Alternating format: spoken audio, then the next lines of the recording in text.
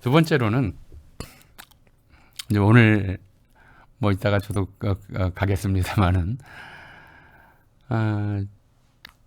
이제 오늘 집회의 직접적인 계기는 뭐 김건희 국정 개입 관여와 관련된 좀 김건희 특검 또는 김건희 특검이죠. 김건희 특검인데 어떻게 할 거냐는 생각이 좀 자꾸 들더라고요. 어떻게 지금 왜냐하면 일단 명태균 녹취록은 이제 김영선 공수과 관련해서 이제 튀어나왔던 것이고 이 사람이 자기 영향력을 과시하기 위해서 영향력을 왜 과시하려고 들었을까요?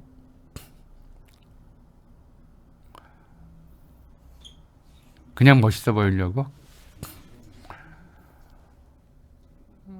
이 사람은 자기가 그런 얘기는 계속해요. 윤석열, 김건희로부터는 돈 한 푼 받은 적이 없다.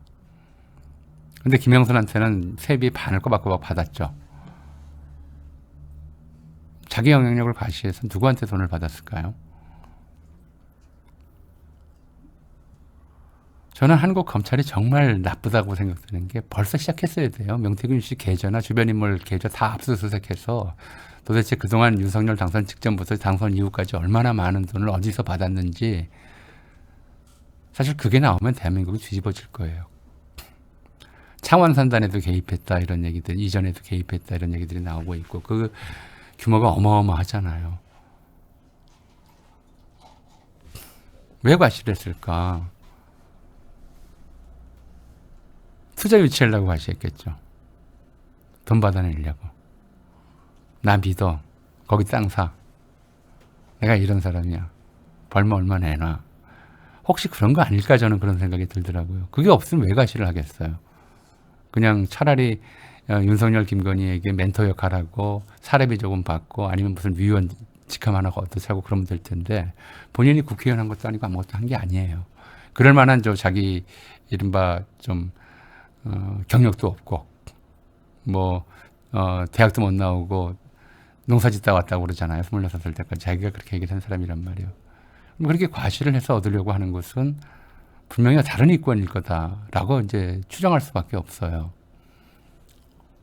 그 목소리 들려주고 내가 대통령하고 이렇게 가까운 사람이고 내가 이런 사람 공천도 좌우하는 사람인데 이런 산단 하나 만들게 되고 그럼 그 집은 땅값 오를 거고 땅값 오르기 전에 니들이 투자해라.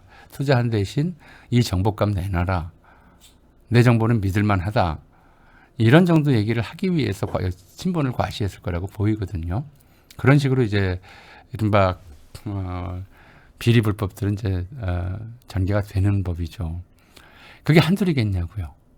예를 들어서 양평고속도로 접건 저렇게 발표가 됐는데 그럼 고속도로가 휘어져서 지나가는 연변 가까운데 톨게이트 더 만드는데 이런 데 지역들은 땅값이 올라갈 거 아니에요.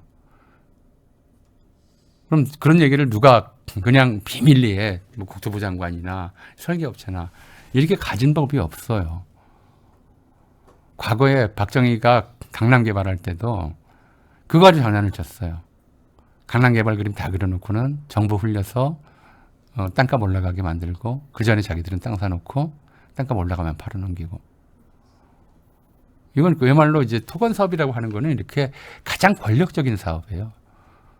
어디에 도론한다, 어디에 무슨 시설 설치한다, 어디에 그린벨트 해제한다. 이거는 위에 사람들이 다 알잖아요.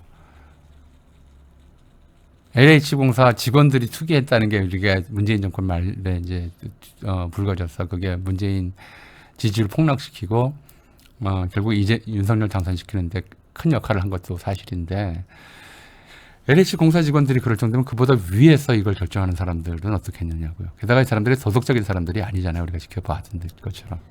어디 땅 사라 같은 정보들이 굉장히 많았을 것이고 그리고 그와 관련된 이야기들이 오갔을 것이고 지지율이 지금 이제 오늘 보니까는 어디는 19% 갤럽은 또 어디는 17% 이렇게까지 나왔더라고요. 지지율이 이렇게 폭락하고 그러면 이 사람들이 위기의식을 느껴요.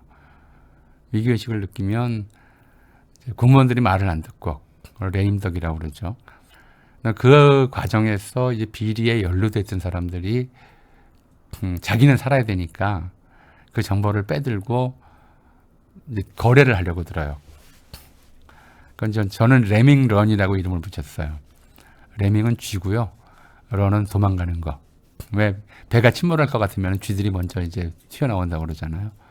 그런 좀 상황이 지금 벌어질 거라서 앞으로도 이런 식의 폭로는 더 이어질 가능성이 있다고 저는 봐요. 명태균 씨 건이 뭐 이제 일단 좀 방아쇠를 당겼지만 그 외에 다른 이야기들, 다른 지역에서 벌어졌던 일들, 그린벨트 해제와 관련된 이야기, 예컨대 양평고속도로와 관련된 이야기, 그 밖에도 이제 굉장히 많은, 이를테면은 엑스포 관련된 이야기라든가, 잼버리 관련된 이야기라든가, 우리가 그야말로 외교 참사로 불렸던 수많은 이야기들. 그리고 체코는 또 원전 계약 보류를 한다고 발표를 했잖아요.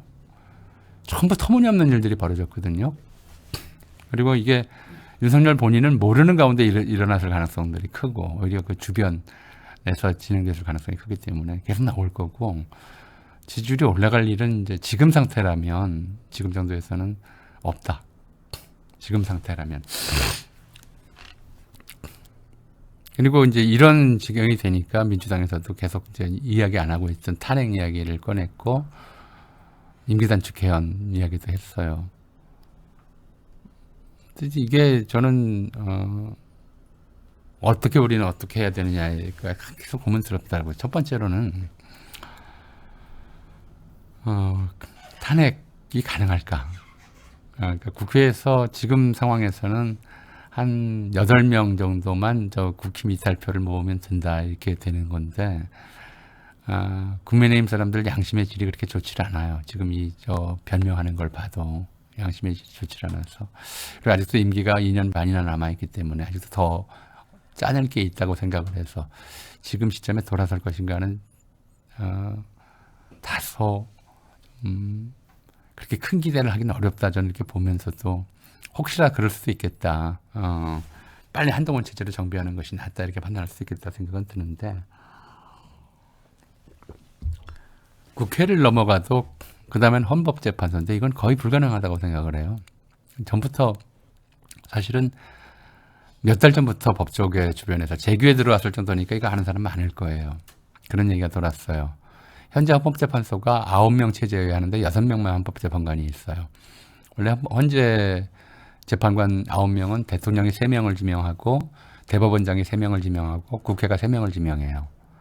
현재는 대법원장과 대통령이 지명하는 몫이 6명만 채워져 있는데 대법원장도 대통령하고 친한 사람이었기 때문에 사실은 이 6명이 전부 윤석열하고 친한 사람들이에요.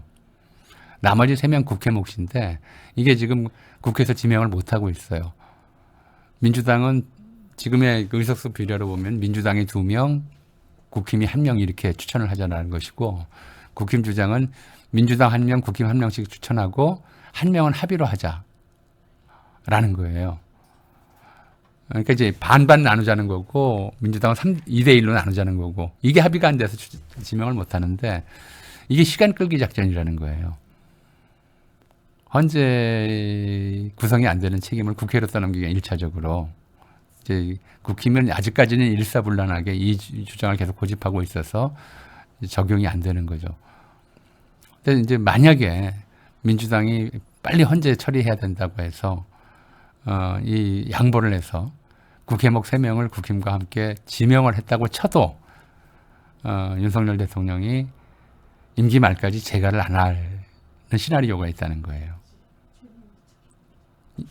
재가를 안 하면 6명 체제로 이제 한 1년만 버티면 벌써 임기 말 되잖아요.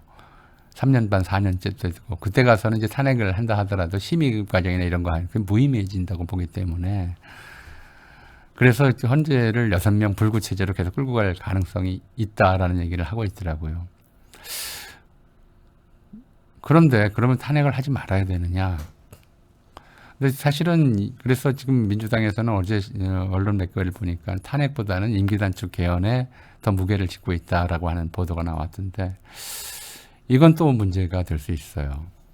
왜냐하면 지금 헌법 부칙에는 개헌을 해도 새 헌법은 개헌 당시에 대통령에게 적용되지 않는다고 돼 있어요. 왜 그걸 집어넣냐면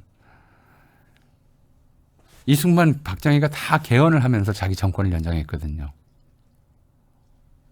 이 조항이 없으면 박정희가 유신헌법을 만든 게 그거였어요. 유신헌법을 만들었으면 자기는 거기서 빠져야 돼요. 현재 헌법같이 하려면. 근데 지가 유신헌법 만들어가지고 지가 또 대통령이 되는 거잖아요. 만약에 대통령 임기를 종신으로 한다. 이런 헌법 개정안을 어떤 독재자가 만든다고 쳤을 때 그걸 자기한테 적용시키면 안 되잖아요. 그래서 그렇게 집어넣었거든요. 개헌은 물론 이제 이쪽 민주당의 법사 출신들이 많기 때문에 다 검토를 해서 가능성이 있는지를 좀 봤겠지만 실제로 이 개헌 자체에서 윤석열 임기 단축이 위헌 논란이 될 수가 있어요.